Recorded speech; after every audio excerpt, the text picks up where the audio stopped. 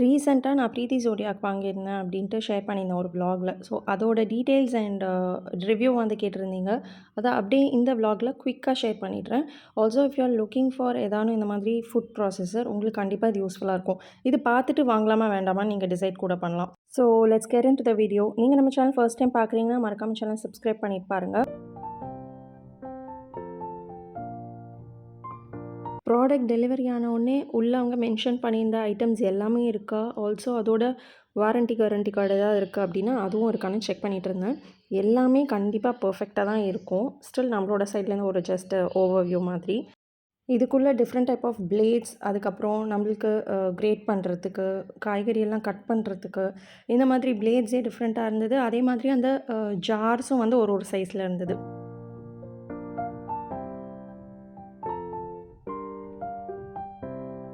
இதில் வந்து நம்ம சப்பாத்தி பண்ணலாம். அதுக்கப்புறம் மெயினாக வந்து ஜூஸ் எக்ஸ்ட்ராக்டர் இருக்குது.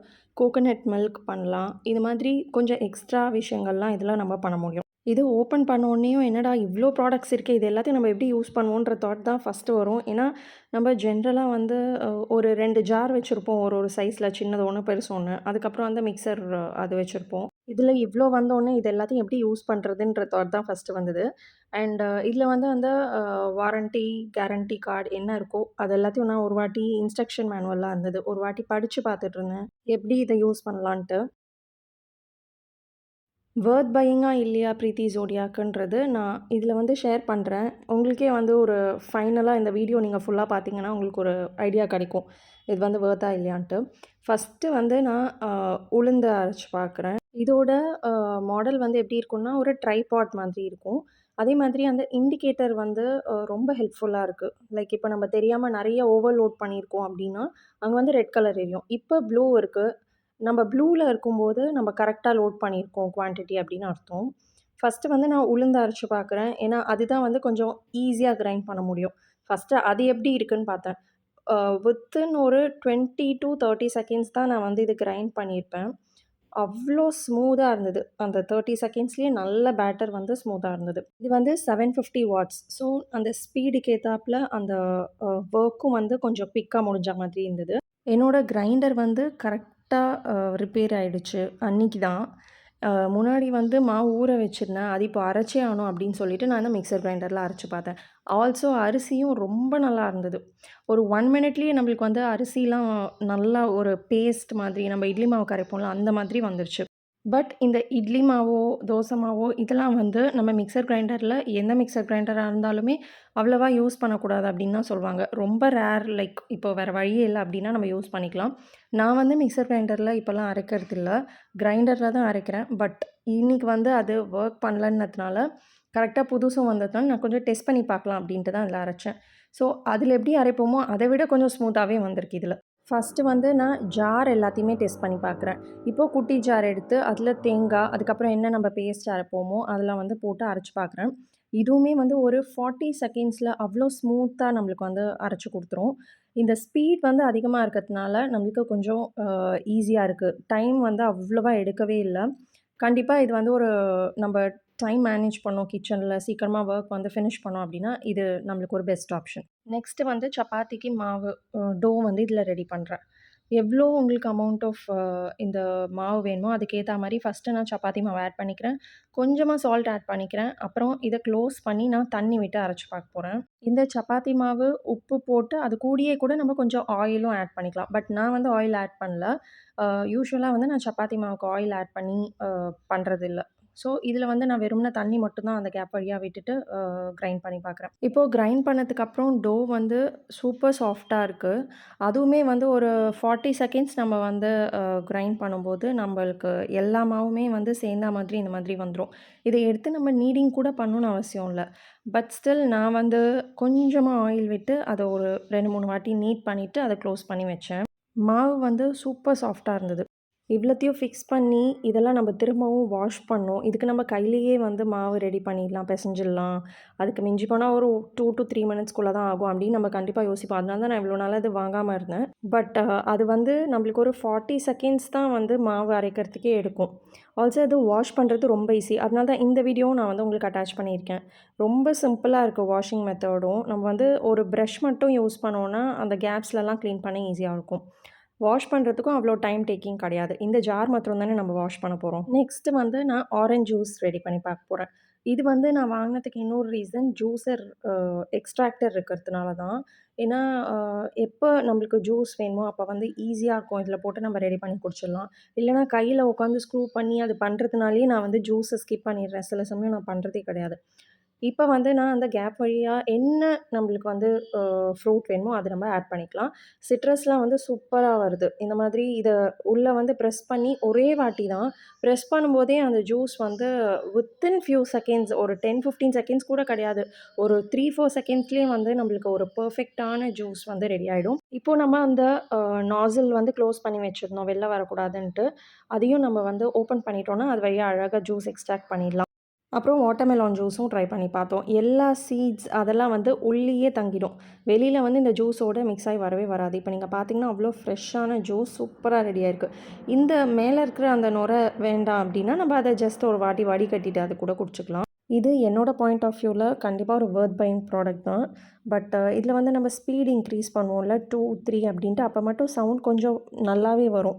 நம்ம நார்மல் மிக்ஸர் கிரைண்டரை விட இதில கொஞ்சம் சவுண்ட் அதிகமா இருக்கு. அது ஒரே ஒரு டிஸ்அட்வான்டேஜ் தான். மத்தபடி இது வந்து எல்லா லேடீஸ்க்கும் கண்டிப்பா கிச்சன்ல மஸ்ட் பை ப்ராடக்ட் தான். Next coconut milk extractor use பண்ணி பார்த்தேன். இந்த ஜூஸர் இருக்குல்ல, அதோட அந்த இதுதான் யூஸ் பண்ணியிருக்கேன். உங்களுக்கு எல்லாமே இன்ஸ்ட்ரக்ஷன் மேனுவல்ல குடுத்துருப்பாங்க. இந்த கோகனட் மில்க் எக்ஸ்ட்ராக்டர் வந்து எனக்கு ரொம்ப யூஸ்ஃபுல்லா இருக்கு. ஏன்னா, சில சமயம் வந்து நம்ப ஜார்ல போட்டு நம்ப அரைக்கிறத விட, இது இன்னும் ஈஸியா இருக்கு. இந்த கோகனட் மில்க் வந்து நல்லா ஃப்ரெஷ்ஷா நம்மளுக்கு கிடைக்கும் கிரைண்ட் பண்ணதுக்கு அப்புறமா. இந்த தேங்காய் பால் வந்து நான் வெல்லம் கூட மிக்ஸ் பண்ணி இடியாப்பம், அதுக்கப்புறம் ஆப்பம் இதுக்கெல்லாம் வந்து யூஸ் பண்றேன். ஏன்னா, அதுக்கு தான் டக்குனு தேங்காய் பால் பண்றதுக்கு கொஞ்சம் டைம் ஆகும். அதனால அந்த மாதிரி நம்ப இன்ஸ்டன்ட்டா ஏதாவது ரெசிபீஸ் ட்ரை பண்றோம் அப்படின்னா கூட இது ரொம்ப ஒரு யூஸ்ஃபுல்லான ஒரு ப்ராடக்ட் தான். நம்ம இந்த சப்பாத்தி மாவு ரெடி பண்ணும்போது, இந்த ஃபுட் ப்ராசஸர்ல ஒரு லாக் இருக்கும். அந்த லாக் பண்ணிட்டு, அதுக்கப்புறமா வந்து நம்ம கிரைண்ட் பண்ணணும். ஏன்னா, ஒரு வாட்டி வந்து நான் அது லாக் பண்ணல. ஒண்ணும் ஆகல. பட் அது வந்து ஒரு மாரி ஷேக்கியா இருக்கும். கண்டிப்பா லாக் பண்ணிட்டு, அதுக்கப்புறம் நம்ம சேஃபா யூஸ் பண்ணணும். இந்த ரொட்டி வந்து நல்லா சூப்பர் சாஃப்ட்டா வந்திருக்கு. இந்த இதில ரெடி பண்ண மாவுல தான் நான் இந்த ரொட்டி வந்து ட்ரை பண்ணேன். இதுக்கு வந்து நீடிங் கூட தேவையில்ல. அந்த மாவுல நான் அப்படியே ரொட்டி ரெடி பண்ணியிருந்தேன். நல்லா சாஃப்ட்டா தான் இருந்தது. நெக்ஸ்ட்டு வந்து கிரேட்டர். இந்த பிளேடு வந்து நம்ப ரைத்தாலாம் பண்றோம்ல, அப்புறம் ஹல்வா பண்ணுவோம். இதுக்கெலாம் வந்து யூஸ்ஃபுல்லா இருக்கும் அப்படின்ட்டு ட்ரை பண்ணி பார்த்தேன். இப்ப வந்து நான் இதில கேரட் கிரேட் பண்றேன். இந்த கிரேட்டர் யூஸ் பண்றதுக்கு முன்னாடி இன்னொன்னு ஒரு உள்ள போடுற மாதிரி ஒண்ணு குடுத்துருந்தாங்க. அது போட்டுட்டு அது மேல நம்ம இத ஃபிக்ஸ் பண்ணணும். லாக் பண்ணிட்டு அதுக்கப்புறம் நான் வந்து கேரட்ஸ்லாம் லோட் பண்றேன். கேரட் போட்டு நம்ம வந்து அப்படியே விட்டுட்டோம் அப்படின்னா, கொஞ்சம் டைம் ஆகும். இந்த மாதிரி சுத்திட்டே இருக்கும். மேல வந்து ஒண்ணு குடுத்துருக்காங்க பிரஸ் பண்ற மாதிரி. அத வந்து நம்ம பிரஸ் பண்ணோம்னா, அது டக்குனு உள்ள தள்ளி, அது இம்மீடியட்டா, இன்ஸ்டன்ட்டா நம்மளுக்கு வந்து கிரேட் பண்ணிடும். நான் கேபேஜும் கிரேட் பண்ணி பார்க்குறேன். கேபேஜ் எல்லாம் வந்து நான் பெரிய பெரிய பீஸா அப்படியே கட் பண்ணி, ஆ இந்த மாதிரி மேலேருந்து ஒரு பிரஸ் குடுக்குறேன். இப்ப நீங்க பார்க்கும்போதே தெரியும். இம்மீடியட்டா அது வந்து நல்லா கிரேட் ஆயிடுச்சு. இப்போ இந்த ஸ்லைசிங் பிளேட் வந்து நான் யூஸ் பண்றேன்.